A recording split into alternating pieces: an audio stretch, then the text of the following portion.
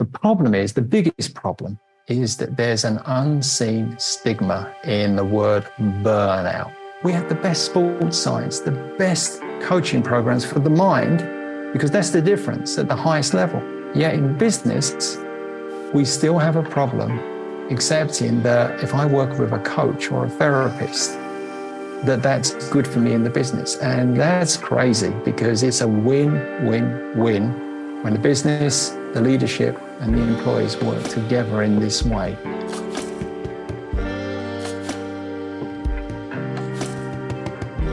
This is the Humble Mind podcast.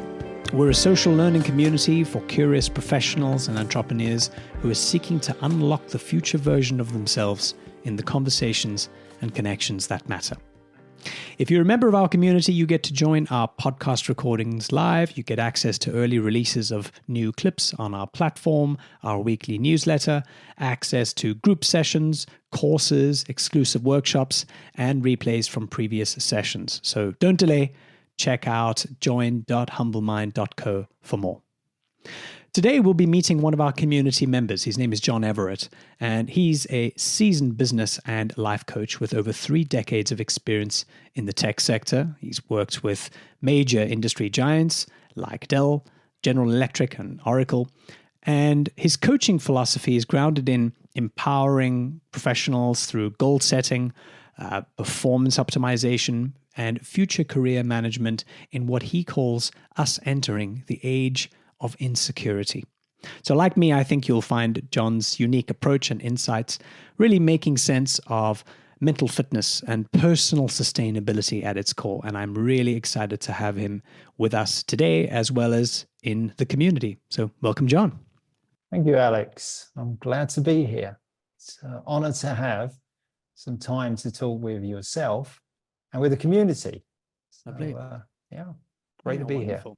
I'd love to hear a little bit more about your time working in the tech sector for a number of years. What did it kind of teach you or leave you with? Because now you're in coaching and you're working with professionals directly in a very different way. How did that shape your approach to doing that, to working with people on a personal basis? Yeah. So, that 30 years in tech, that's been a really interesting journey. I kind of landed in tech in a really weird way. Yeah. So, I came out of, like my school of life, that put me, should we say, when I was in my early 30s, not in my native country. Yeah. So I'm from the UK, but, I like traveling. Yeah. So anyway, long story short, I was a ski teacher, ended up traveling around and met my future wife, ended up landing in Holland. And you go back to, mid 90s when I was kind of, just starting that first phase in tech sector. That's when it was all happening. Like all the major tech companies were organized in and around the Netherlands because of the tax benefits. So just by chance, I could do one thing really well. I could talk, and I could talk English. Yeah. So I had no tech background. I had no real formal education, but I could sell something. And I managed to get myself basically into a company then, which when I was at Oracle was called Sun Microsystems. And I got myself in there as a sales guy. And that was the start of the journey. And I just sort of like head into it, I had kind of like this dedication around, could I really get myself into this tech sector and understand it, like Unix, Spark technology, all of that. And I did, bit by bit. I got myself hung on in there. I got my head around the technical stuff. I realized I could understand that. And that was the first part of the journey, really. Sort of working in Sun, direct sales. It was just like the internet was just booming at that time. Yeah, we were just before 2000 and Sun was charging. So everything was possible. And it was just a great time to be in tech. But then came 2000. Yeah. And then boom, the bust came, the dot-com bust. And for Sun, it was a real impact, yeah, because they really were the original dot-com infrastructure. So anyway, sort of after a little bit of time stabilizing there, I ended up, being asked to set up what was a technology distributor within the Netherlands, or be part of that team, to set that up. So it's still within Sun, but working in the channel distribution channel. So that we were there for a period of time. And that's where I learned my first lesson in tech, acquisition. Acquisition comes along, So along came General Electric. Didn't buy us, they bought something much bigger. And we were like this tiny little thing right at the end of the General Electric conglomerate. Anyway, that gave me a great opportunity to, sort of have like 7 years in GE and all of the exposure to that. So went through GE, then came the next round of acquisition. And then that was an organization called Avnet then. That led me to actually, want to go and do my own thing within tech. So I actually stepped away, went back into data center, management, and data storage management, to be more precise. And I worked a little bit of time for what's called LSI Logic. And that kind of pivoted me really into my last, company, Dell Technologies. So all that journey has been this continuous acquisitions, new technology, new learning, sort of fast. And as I got to Dell, one thing I really realized in Dell, and I sort of like more than a decade in Dell, was our ability in tech sector to be able to speed up time. We're the masters of being able to speed up time. You've got your chat window, you've got your emails, you've got now your WhatsApp groups that are actually gone mainstream in business. You name it, we could contact. But the long and short of that was we got this wonderful way of speeding up time, but then creating this real, can we say, like this hyper fast, energy that actually felt like the more you did, the more you got. So this whole environment, it just sort of led me, to a point where it was like, well, maybe it's time that, as I came up to my late 50s, I was, being frank, struggling to sustain that pace. So everything which I learned through that span of like 30 years in tech, brought me over into coaching. And that has just been light and day. And when I left, that hyper fast speed, everything moving quick, constant learning. So in coaching, where you're actually like, well, hang on a minute, step back. Let's look at this. Let's see how we can really approach things from a completely different angle. So it really is light and day in the way that, the two things completely work. But there's so much now that I know here that I can take back over to there.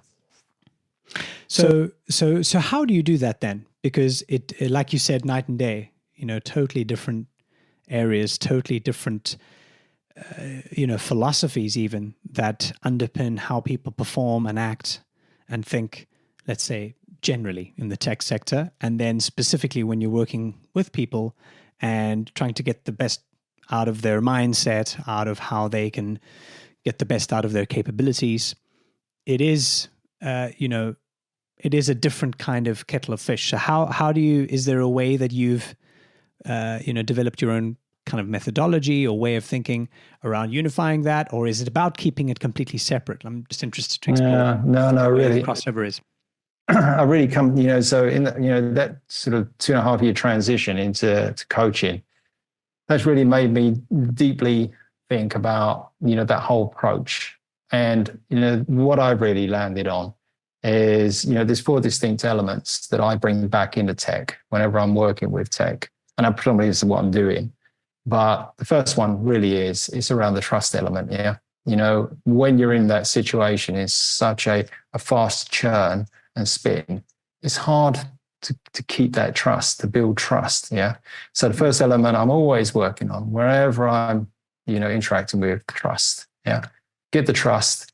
And then you can move to your next level, which is the space. And the space is really the key one. You've got to be able to create this space in there so that you can then get the security, so whether you have that secure feeling and that confidence. Once you've got the first 3, then the last one, the movement, that's when you create that.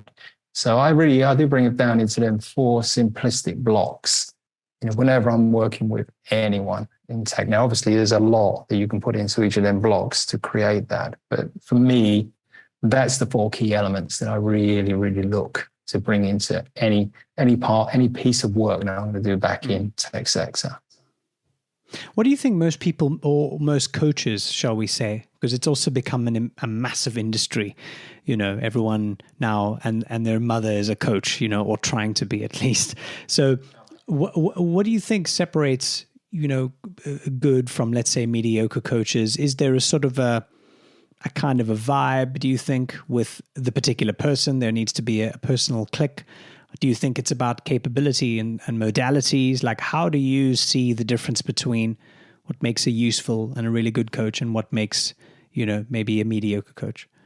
Yeah. So for me, when I go back into, sort of that, if I'm back in business environment per se, I think what can separate a very, very strong coach from a mediocre coach is having your DNA landed within that business environment, understanding that terminology, understanding that energy that's going on. Yeah. That energy is so important. So, when we talk about media, like a coach, mediocre coach, great coach, we all kind of know the frameworks and we're all quite comfortable working within them.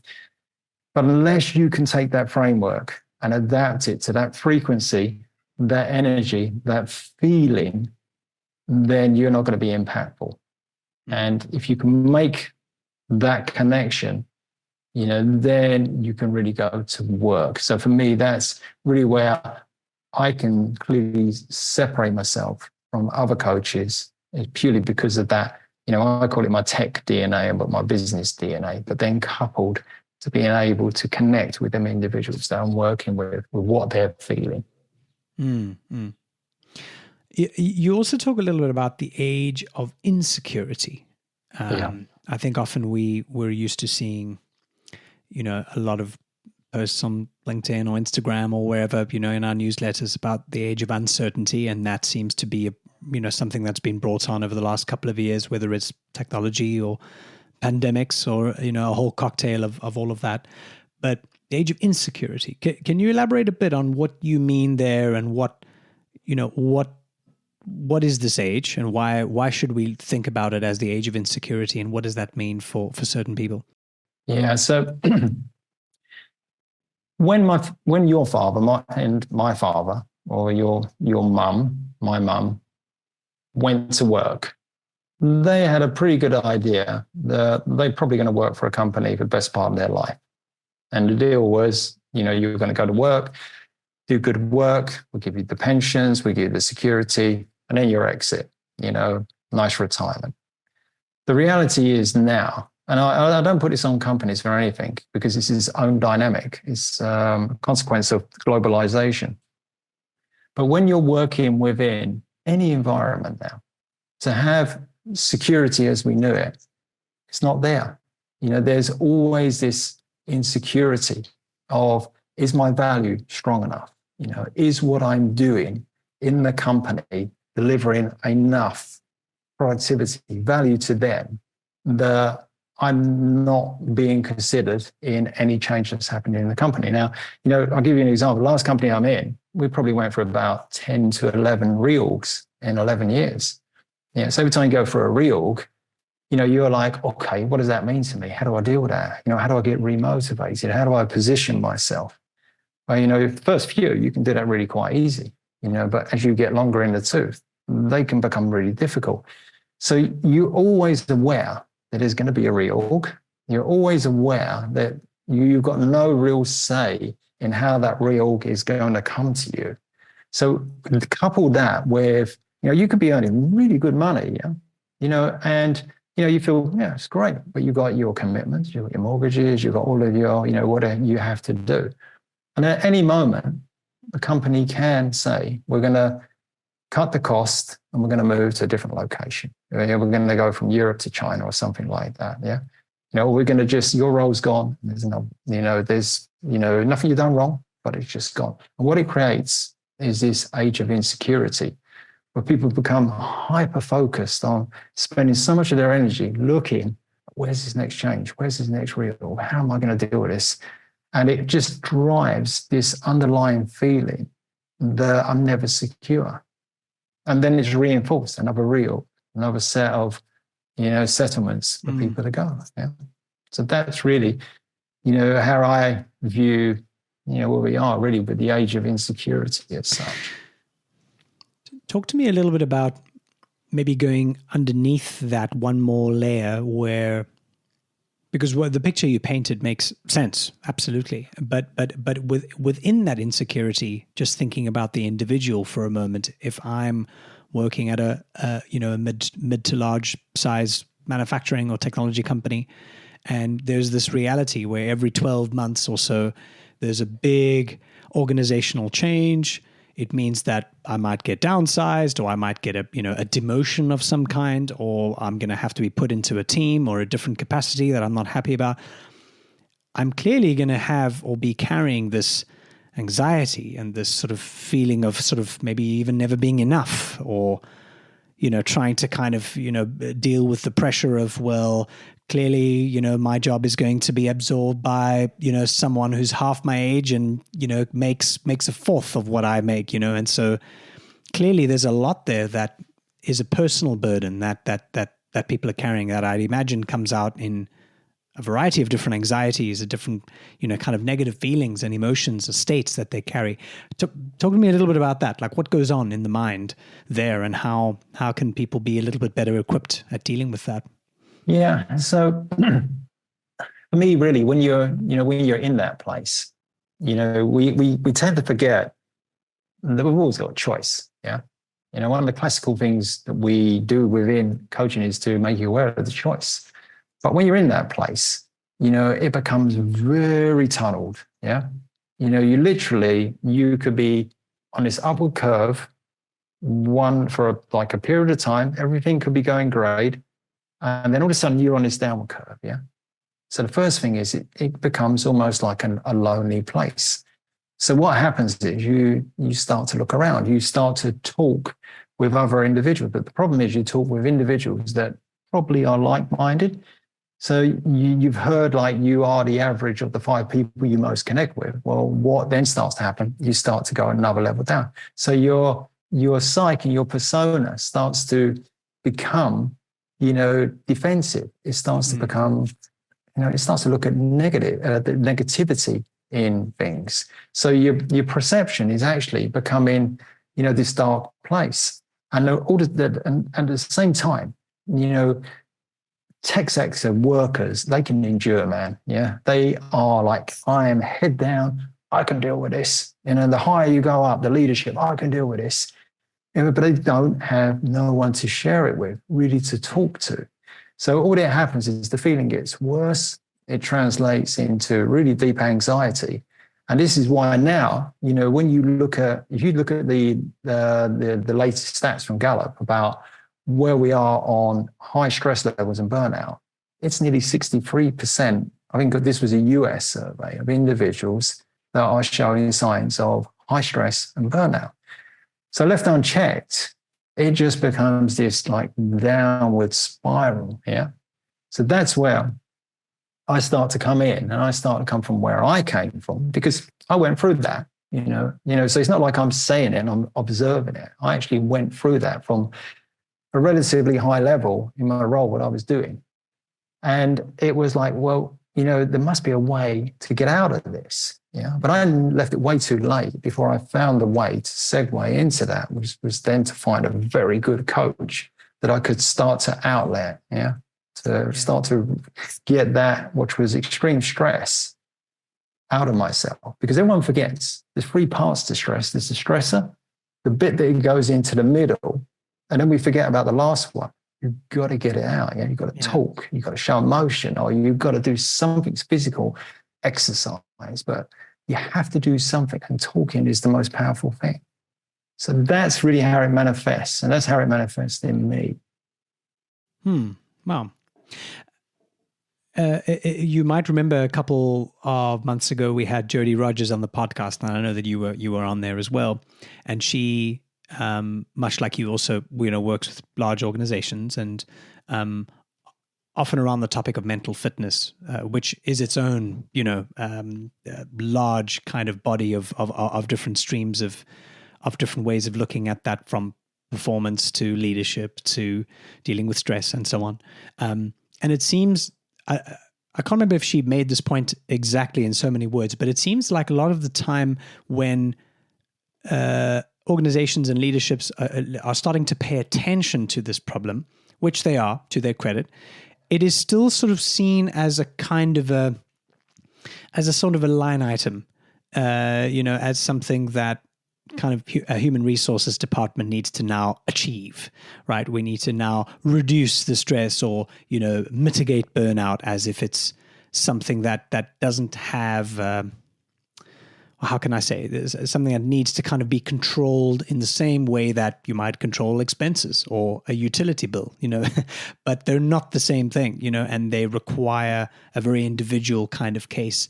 Is there something you think that a lot of businesses are kind of getting right when it comes to acknowledging and working with mental fitness, or, being able to performance manage in a sustainable way, and maybe certain things that they're not paying attention to in the right way, or certain things that really could be improved? Yeah. So talking from my experience, being back in that world, there is an awful lot of companies are doing. Yeah. Employee well-being programs, so HR will proactively, sort of work with you if you're showing signs of what we were talking about within stress or burnout. Yeah. And you can then work through their programs to have individual coaches and so forth to work with you. The biggest problem is that there's an unseen stigma in the word burnout. Mm. When you step over that line, it's like in the old days when you had a boxing match, yeah, there was a thing called like the chalk line, yeah, this white line. Once you stepped over the chalk, no coming back, man. You're in the fight. And that is what it's like in business. There's this chalk line, and people are afraid to go over it, because even though companies talk about what their well-being programs, if you in your business say, I am suffering burnout and I need help, and don't get me wrong, companies will work with you, but there's still this stigma about going across that chalk line, because it's seen as, I'm weak, I can't endure, I can't do this no more. That's not the case. The case is, and I keep making this for ageless agility, is in high-level sport, we have the best sports science, the best coaching programs for the mind, because that's the difference at the highest level. Yet in business, we still have a problem accepting that if I work with a coach or a therapist, that's good for me in the business. And that's crazy, because it's a win-win-win when the business, the leadership, and the employees work together in this way. Because the business wins in not having to keep churning people out. The leaders win because they have a more coherent, more productive team. And the employee wins because he has a better work-life balance. That's the kind of key thing with my organization, Coaching Shoes. That mission, let's make mental fitness cool. Let's get over that barrier. Let's get out there. And part of me doing this podcast is saying, I was director at Dell and I burnt out, and I'm not afraid to say that. I'm actually quite proud that I can now go back and say, you know what, guys, there is a way, yeah, and you can change the course of your direction, but you're going to have to make that decision to step over the chalk and then to say, that's it. I'm going to start to work to achieve these outcomes. I love the way you describe that, especially with the chalk line, because it's so true. Saying, or even just using the words, as you said, or kind of, coming to that public admittance of like, look, I can't take anymore. I need to take a break, does certainly become a kind of some sort of cultural gray area, doesn't it? Within businesses, because part of it is, well, maybe you're just being a pansy, and everyone else is being fine. What's wrong with you? And I'm sure there's various other ways to see that and look at it, and why the reasons are the way they are like that. Even though externally, everyone wants to be on the right side of that. Everyone wants to virtue signal, hey, if you're burnt out, good on you, good on you for being able to admit that. But sometimes the inner workings of that don't always work in the right way. So how much of this do you think is a generational thing? How much of this is down to different kinds of generations almost slugging it out between the tolerance level they have for stress and burnout and being overworked? One man's stress is another man's peak performance. How much of the generational piece fits in here, do you think? So, I think, I tried to come at that in a different points of view. Yeah. So if I'm looking at generational, stress now, the gen that's going to get it most is going to definitely run into Generation X. Yeah. That 44, 59 bracket. Yeah. Why? Their generation is going to live as an average to over 90. Yeah. That's going to change a huge amount of everything. Yeah. Where we are today, our retirement ages are 67. Yeah. Something like that. They're going up. The retirement ages were always based on that. If you retired at 62, you would probably die around 75. That was the lifespan of it. Yeah. That whole economics is changing. It's changing hugely.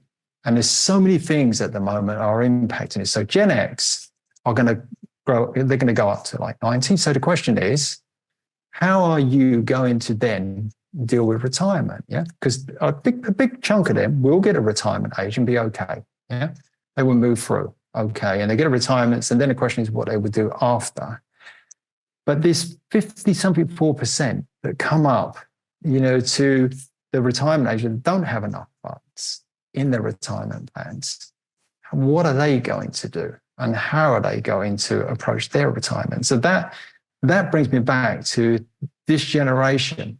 They're the ones that are really in the, sort of the ageless agility, space, because they are going to have to change how they approach this retirement period, because that age will go up more. They could be well in their 70s before they could even get to retirement age. And what's going to impact this, I think, even more, is my personal view, and it's coming from tech sector. We just had a massive announcement a few weeks ago from Apple. And it was Apple are going to take some of Chat GPT, and they're going to embed it into Siri. Yeah.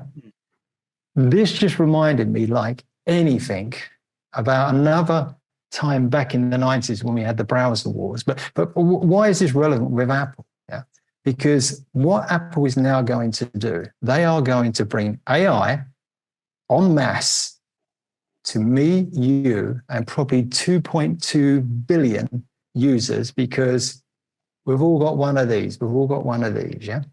And what is that going to do? Once we got that AI functionality in the infrastructure, it's going to impact our health for the good. So we're going to live even longer, yeah? These, our iWatch now, this would tell us, sort of when it would take, say there's an increase in our heart rates and whatever like that. But it will start to build an agent profile of us. The impact of that will be that we will be healthier. We will live longer.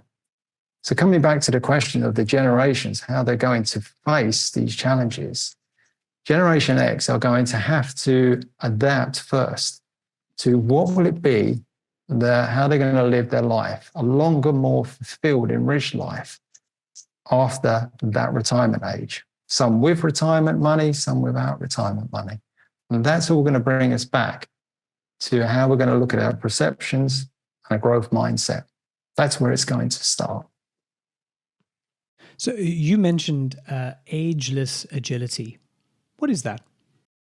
So ageless agility is the ability to change how you look at yourself as you come into the 60s, or even earlier as you come into the 50s. There's a perception, yeah, in regards to ageism, that once you get up into your 50s, into your 60s, that you're done. Yeah, you don't learn as well. You're stuck in your ways. You're not as productive. You're not as motivated. This is not true. Yeah. This is really, really not true. This is why the point I make about being healthier, living healthier, is one factor of how that impacts into it. But the big thing we now know is with neuroplasticity, the mind will keep growing and learning and absorbing over the complete lifetime, as long as we use it. So now there's a far greater awareness of like, well, hang on a minute. I'm in my 60s, taking the example, I am quite capable of learning and absorbing. The only difference being is, the brain is, once you uses the most energy in the body, yeah? So it resists it, but when you actually start to activate it, and you go to a growth mindset, and you start to use it, like a continuous learning path, it becomes easier and easier. And then when you couple that, so the experience, the network, everything that the older employee can bring to the market, then I start to talk about ageless agility. It starts with understanding that, your life doesn't end at 65, and your ability to learn doesn't end at 65. It's not just, I'm not saying it's the beginning, but there's this whole new capability that we can lock into as we grow older. Yes. And I suppose there's a real need for breaking out of the Industrial Revolution era programming that we have around work, the working life, the working age, and the retirement age, 65. That's it. Go and sit on the beach. And all of those realities not only are going to change, but they're actually been changing for perhaps even for a few decades. But now, specifically with with what we're talking about here with Gen X, I suppose, and maybe even my generation, millennials, will definitely have to look at this kind of question quite differently, because so many things are changing in the world. Demographics are changing. We're seeing lower and lower birth rates. I remember seeing something the other day where, countries like South Korea and Japan, they might have no one living in those countries within the next 75 years, if the same kind of low population, rates keep on declining. And so it's some really stark and quite scary, figures and things that we need to sort of completely reassess and rethink. And I suppose that starts with these individual beliefs and the individual programming we have about work, about our purpose, about our skills. I've seen you talk a little bit about reskilling as well, and learning how to, skill yourself in a different way, no matter the age, and the value of learning, the value of staying curious. Yeah. So, that's, and the beauty of this is that is not so hard to actually engage into, so the point around my aha moment being my neuroplasticity, moment, when I actually really looked at that, I was like, this is really interesting. And then the way I always prove it to, I'll prove it to you, actually. What, are you right-handed or left-handed? I am right-handed. Okay, right-handed, yeah. So you brush your teeth with your right hand, yeah? Yep. Yeah. So you want to start to engage your mind and get your mind to start instantly growing. Every night now, try brushing your teeth with your left hand. Ooh. And try to make, just see how you go with that one action. Yeah. And you'll be amazed because after a while, it will feel really alien. Yeah. But as you keep doing it, there becomes these new, neuron connections. And, you start to work the part of the brain that never needed to be developed. In your case, you're left-handed brushing your teeth. Yeah. So once you do it and you start getting used to it, it becomes easier. And that's where, this reskilling or, let's just say the Gen X, once you actually take that approach and it's part of your approach, it actually becomes quite a beautiful thing because you realize you do start to learn easier. You become more curious. You become, more, wider, in, sort of what you absorb. And, it becomes like this, like rolling the ball, when you start to roll or a big stone, it's hard to get it going. But once you start to roll it happens, and then it just goes smoothly. Just something that appeared in my mind now as you were talking, how much do you think confidence and self-esteem matters in this equation we're talking about? Because, because you could be talking to somebody who, let's say, might be, facing a major change in their business, or perhaps they're preparing for some kind of retirement, something imminent in their lives. And they might be agreeing with you intellectually on like, yeah, makes sense. Keep on learning, keep on staying curious, get out, stay fit, observe my body and mind in the best way. But I think nothing of myself internally. And so I'd imagine that just folds everything else in with it. Like, how is there a way that you work with some people, or maybe even advise someone's listening who perhaps has a low self-esteem or has a low sense of, external self-confidence that allows them to still invest in these kinds of things in the way that they perceive themselves to be? Yeah. So I get the classic answer there. So, confidence is the first thing that goes in business. Yeah. Once you've gone over that peak and you start going down, there's something that happens and consumes you and just rips your confidence to shreds. Yeah. In coaching, there's like the inner voice, and it's universal. Yeah. And it's, all of us. And some are more aware of it than others, but understanding, starting to understand when you start to lose confidence, it's actually this voice. Yeah. It's being empowered. It's being given energy. So this thing in here, this inner critic or saboteur or whatever, it was our instinct really to survive, going back, to when we were living in caves. It was like, I'm not going to go out there because something big's going to eat me. Yeah. Modern day life, it looks around, it's kind of defunct. It looks for things to be anxious about. And the most fertile environment for creating that is a working environment. Yeah. Where anxieties are everywhere. And once they start to feed in, when this is unchecked, it becomes really dangerous. Because how many times you heard people say, I am my world's worst critic. I destroy myself. Yeah. Totally. I used to describe my inner voice. It was like wrecking ball, or in fact, the best way I described it, you ever seen a chimpanzee when he gets really mad, when he runs around and smashes everything, rips everything? That was what was going on in my head when I was, my last year within tech sector. I was destroying myself. I was shredding myself. But I didn't realize I could shrink that. Yeah, I could control it. I can manage it. Yeah? Never get rid of it, but you can manage it. You may go quieter. Once you can do that, then you can start to invoke your logical mind. And then that's where you can start to re-engage with what I need to do to be confident. Yeah. So this said, even on the other end of the scale, you get sometimes the highest level business leaders, and they are convinced, they know it, everything's right, I am correct, my judgment is 100% sound. What they don't realize is they've got this inner voice and it's hiding. They don't even know it. Being able to identify it and then to be able to say to them, well, that's at work in you. So the classic dilemma of the high level executive, yeah, my team's disengaged, they're not talking to me anymore. Yeah, well, guess what? This has taken over and it's overriding everything and you're not aware of it. So you get different levels of confidence, conflict within, the business exec and the average, worker within, sort of business. Yeah. It's a good way to think about it.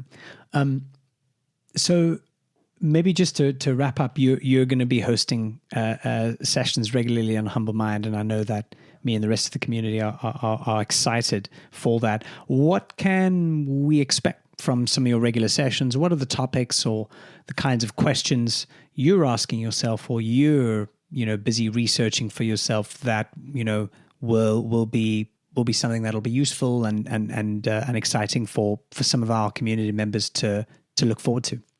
Yeah. So without any word of doubt, you're going to get the real me. Yeah. The real John.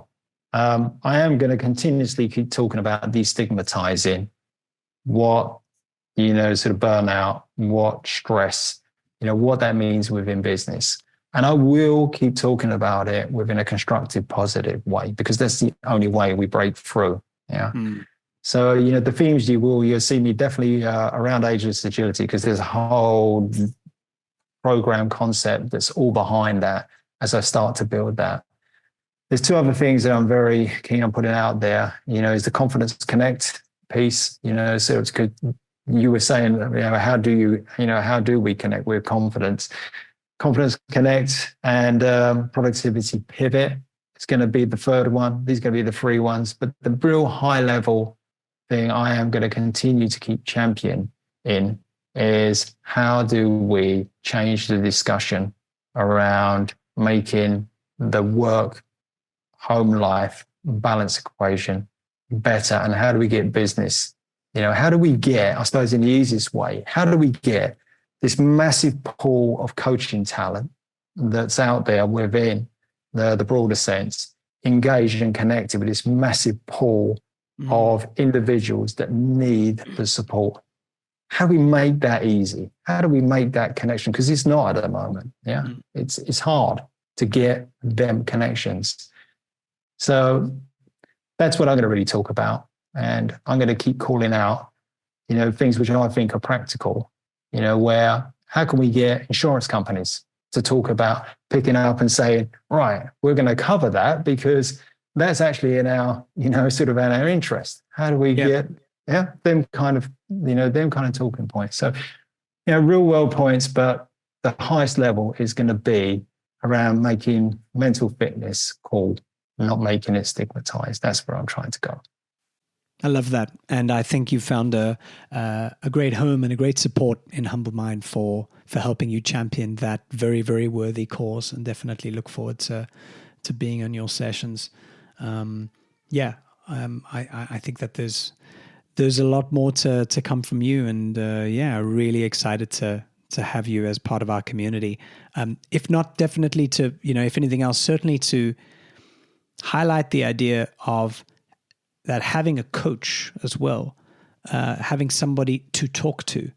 And like you mentioned, that third element of being able to vent out, to express, otherwise it stays repressed, is so unbelievably important, whether it's a coach, whether it's a spouse or a friend or a therapist, it doesn't really matter, but being able to be kind of comfortable with having that facility.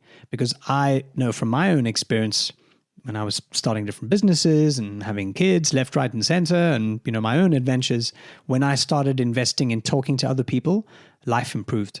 It just did, and that's a strong part of the philosophy within the community that I'm really keen to champion as well. So thanks for bringing that up, and thanks for pushing that, because it's important. Yeah, and thank you for allowing me to have this hour. Been great, enjoyed it. Yeah, wonderful. You're awesome. Thanks for listening to this episode of Humble Mind. I hope you enjoyed it. If you're curious to take a look at our community, if you're not a member, you're missing out.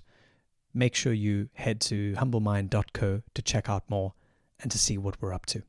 I look forward to seeing you there. Until next time.